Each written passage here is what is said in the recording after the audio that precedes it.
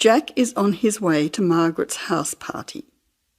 He is phoning her for directions. First, you'll have some time to look at questions 1 to 5.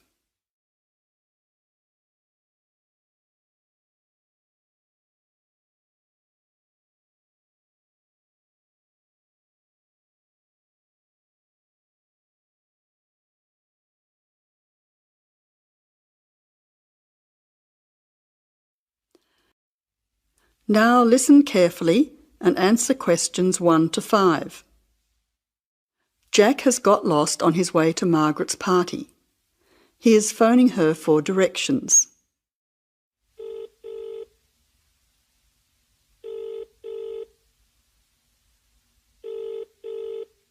Hello, is that Margaret? Yes, who's speaking? Margaret, it's Jack. I think I'm lost. I can't see a signpost and... Jack, so where are you now? Well, I'm a bit confused about the directions, but I'm at a T-junction. What can you see around you? I can see a pub on the corner. Can you see the name of the pub? Wait a minute, let me see. It's hard to see in the dark. Yes, I can read it now. It's called the Lion's Head. Oh, the Lion's Head. Okay, well then you're not too far away. Go straight ahead through the traffic lights to the next T-junction. Sorry, I didn't hear you. What did you say? I said just go through to the next T-junction. Okay. Now what? Well, there's a park in front of you and a large 2-storey building on the corner. Yes, I can see them.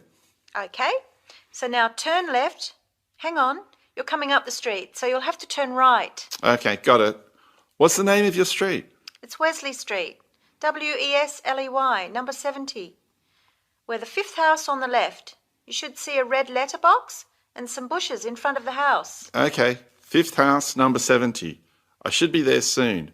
Am I late for the party? It sounds like things are happening there. No, it's only just started. That's good. I should be there in the next 10 minutes. See you soon. Jack hangs up and walks on. 7 minutes later, he calls Margaret again, as he still can't find the house. You now have some time to look at questions 6 to 10.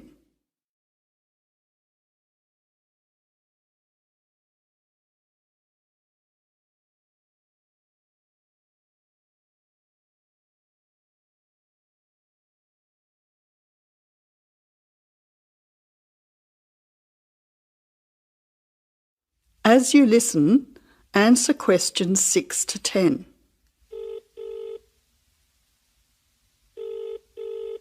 Who's speaking? Hi, Margaret. It's Jack again. Sorry to bother you. Listen, would you mind doing me a favour? Of course, what? Could you tell Mike I have got his camera? I've tried to send him a text message, but it's not going through. Oh, he's not here yet. Oh dear, he said he'd be there early. He might be lost too. Okay, I'll call him. What's his number?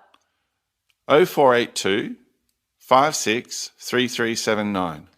Oh, so that's 0485. No, 0482 563379. Okay, I'll call him right away. But where are you now? Well, I'm in your street, but I still can't find your house. I can't see the numbers very clearly, or a red letterbox. It's pretty dark. I thought you said it was easy to find. Oh, okay, wait there. I'll come outside and get you. All right then, and don't worry about calling Mike. I'll try to call him now. Hang on, there's someone coming down the street. It looks like Mike. Oh, and I can see the letterbox now. It was hidden behind a bush. See you soon.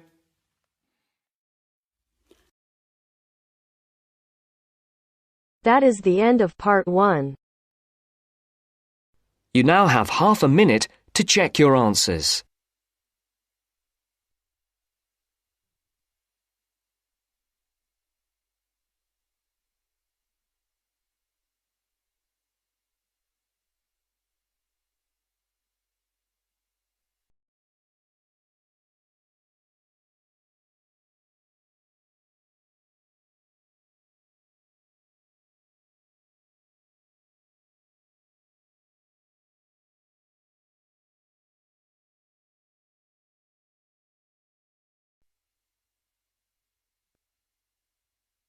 Now turns to part 2.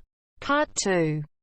You will hear part of a lecture on art and culture in the Indonesian island of Bali. First, you have some time to look at questions 11 to 15.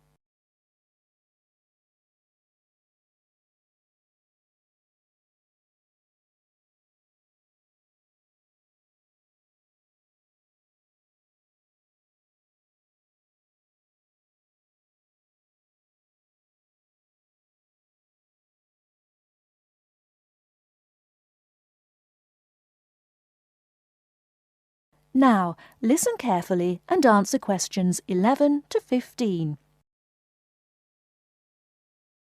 Last week, we looked at the traditional art of Japan.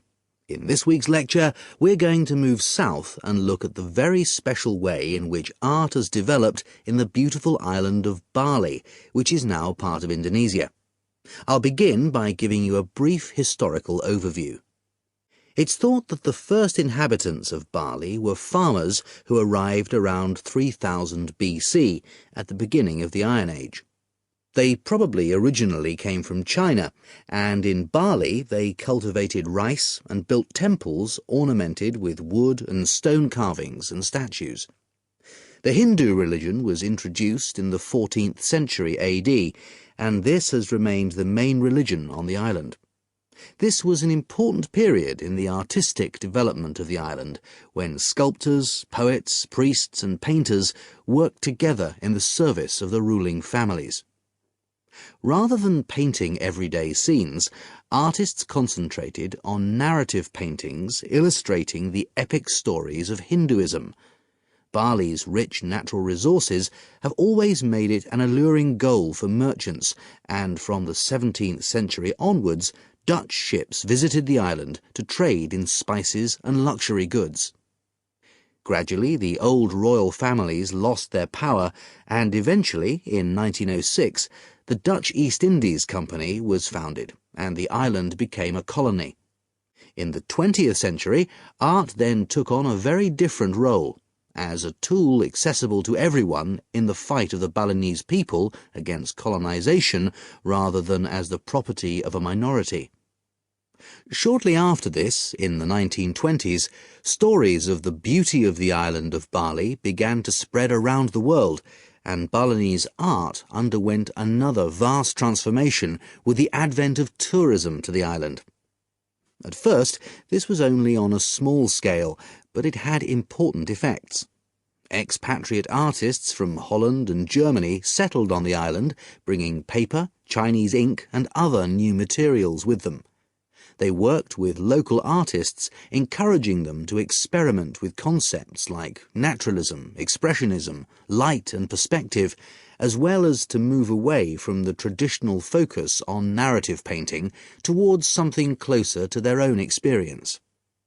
When independence came in 1945, this desire for an art to match a new national identity became stronger, and the traditional narrative paintings started to give way to scenes showing the everyday life of the Balinese people, harvests, market scenes and daily tasks, as well as the myths and legends of their history.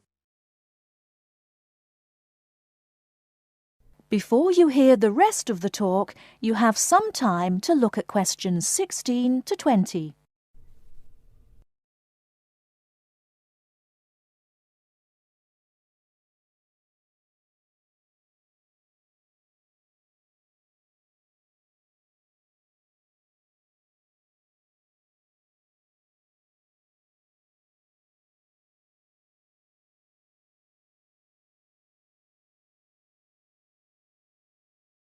Now listen and answer questions 16 to 20. Many of the features that give this art its special place in the world today can be traced back to these historical roots. One feature that is rooted in the events of the last century is that today in Bali, the production and the appreciation of art is not restricted to a minority. In fact, there is a famous saying that in Bali, everyone is an artist. And it's not considered that to make art or talk about art, any formal training is needed. Art is just produced as part of Balinese life. Even fruit salad is served with flowers strewn on top. One factor which has contributed to this productivity is barley's fertility. Over the centuries, the rich soil and the fact that food and shelter are readily available has given the islanders the leisure to develop their arts. While painting, sculpture, carving and music have traditionally been the province of men, women have channeled their creative energy into making lavish offerings to the gods with spectacular pyramids of flowers, fruit and cakes offered at the temples on festival days and celebrations. All these kinds of art still have close links with the religion of the people and are something that people do on a daily basis. Another special characteristic of art in Bali is that it is not generally seen as an individual pursuit.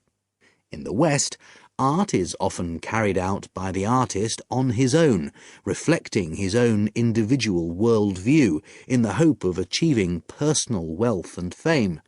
For Balinese artists, art is something that's done as a group, and many artists may participate in one piece of work.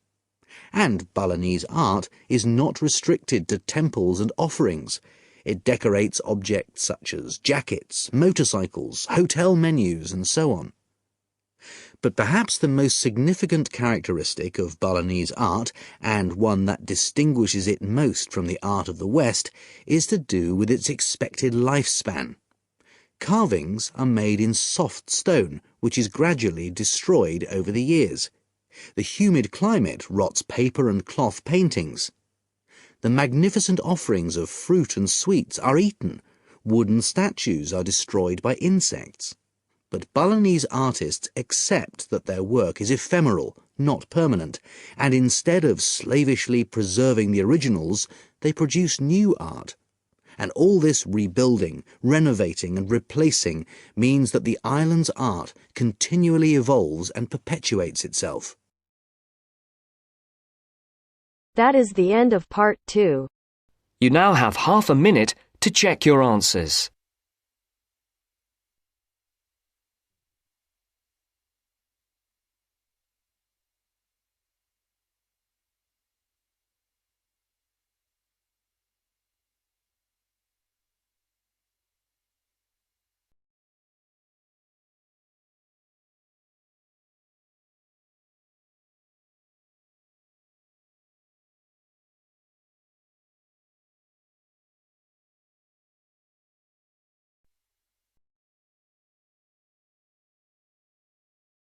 Hear a conversation between a research student, Jeremy, and his supervisor.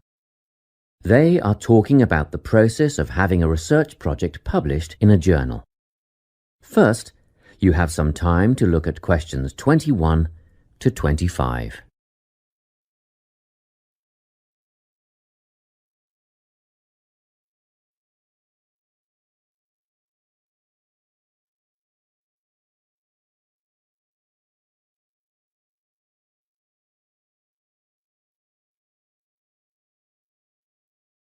Listen carefully and answer questions 21 to 25.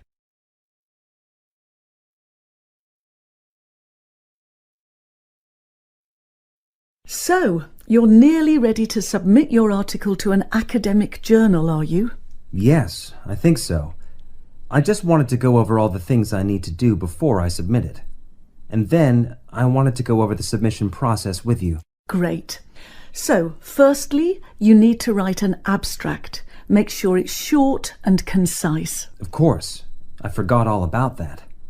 And what about key words? Yes, a lot of students overlook this part and just jot down whatever comes to mind.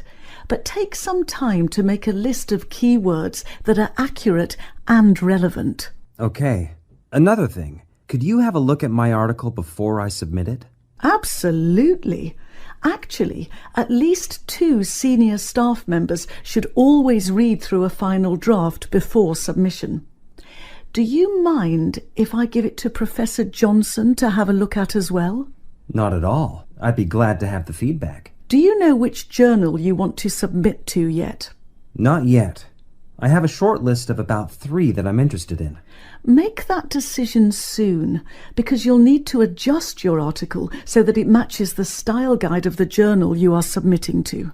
I bet that can take a while. Yes, but after that you are just about ready to submit. One more thing, you'll have to sign the copyright form, just confirming that it's your own work, and then you're good to go. Before you hear the rest of the conversation, you have some time to look at questions 26 to 30.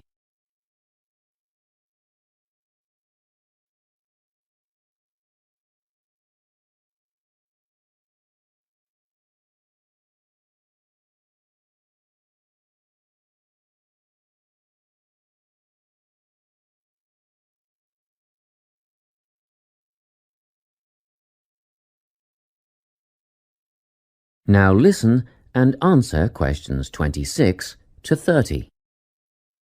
Now, the submission process. How does it work exactly? Well, the first thing is to just send it off. You've got to send in the manuscript before anything else can happen. Sure. And then should I call to check if they have received it? No need for that, no. All you have to do is just log on to your email regularly, because you will get a submission confirmation once they have processed the manuscript. And that will have comments on what they thought of it? No comments yet. That email is just to let you know they have received it. The next stage is what is known as peer review. This is when experts in the field review your manuscript and decide whether to accept it. They'll never accept me. I'm only a master's student. Don't worry about that, Jeremy. It's all done through a double-blind method. That means that whoever reads your manuscript has no idea whether you are a grad student or a Nobel Prize laureate. They'll only be judging your work, not you. Well, that's good to hear. And then what, once they've made their decision?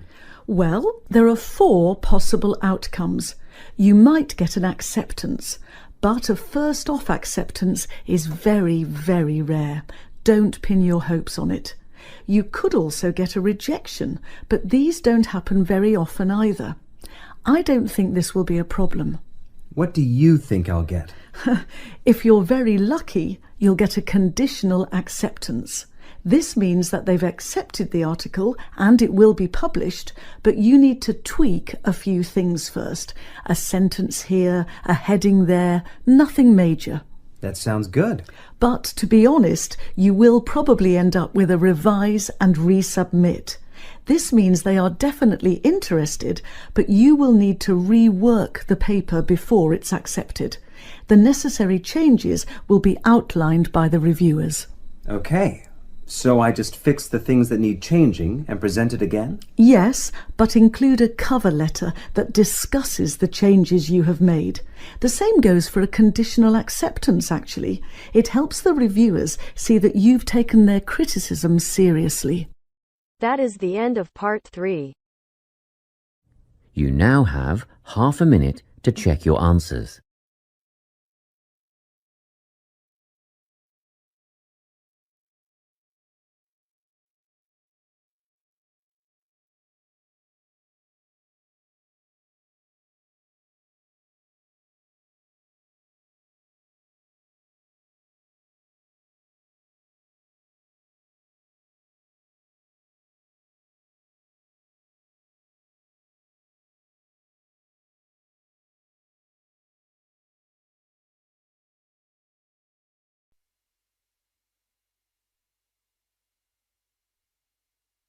Now turns to part 4.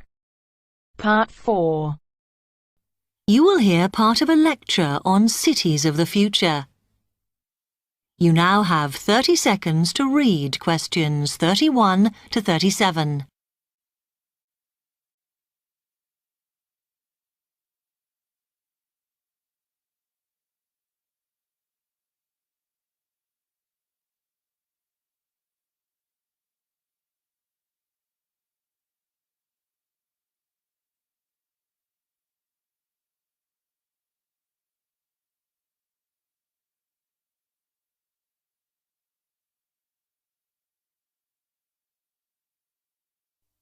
OK, we've been looking at how societies will develop in the future and at the increase in the size of cities. So I want to talk to you today about the key considerations in these cities of the future. There are three key elements I want to look at, and these are the new features they will have, issues of size, and the main problems to be considered. First of all, individual transportation will be a big factor in these new megacities as public transport becomes unmanageable. There'll be a huge rise in the use of segways, which are personal transporters like motorized scooters. As a result, and partly also to reduce pollution, roads will be altered so that they are narrower and will take up less of a city's space than they do currently. Naturally, this is a major change to the infrastructure, and something that may hinder it is the huge amount of investment it will require. The next thing is, what is going to happen to the commercial areas? We do not want these to become even larger concrete jungles than they are at present, so we have to look at design. And current designs for city development include building gardens on the roofs of these buildings to make a more pleasant environment for workers.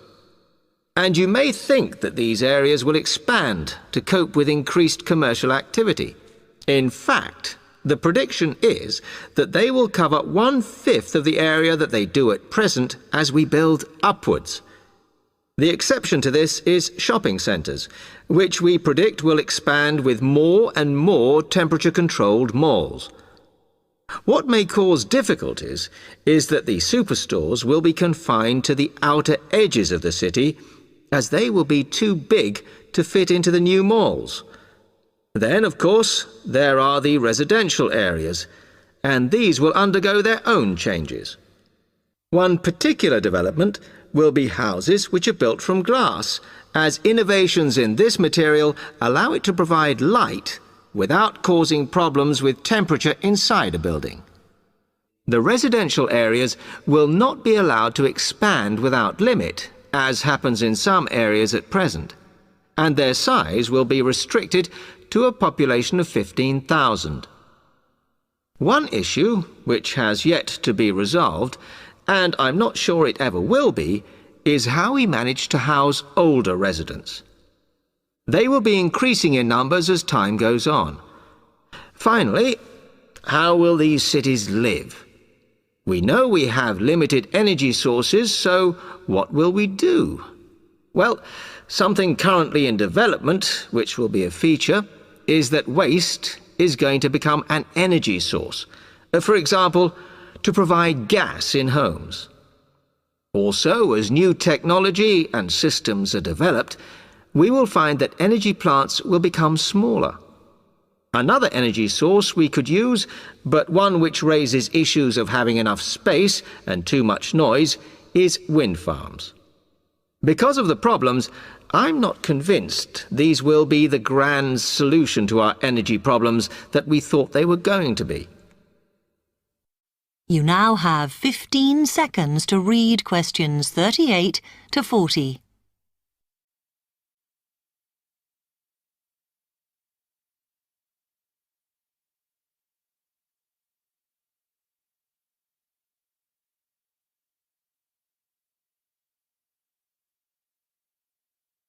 Now, moving on to looking at the social aspect of cities, we need to look at housing and how people will live. Cities currently have flats in the centre, populated by single people and wealthier residents, and families tend to move to the outskirts. In the future, the centre of cities will see a dramatic change.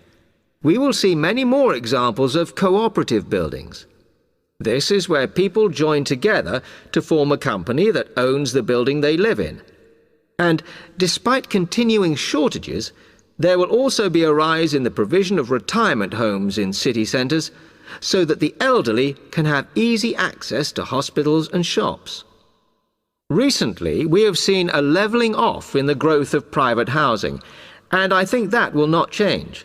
But we are likely to see more social housing, as far fewer people will be able to afford to own their own homes.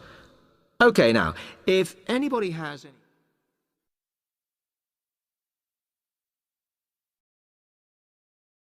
That is the end of part 4. To check your answers.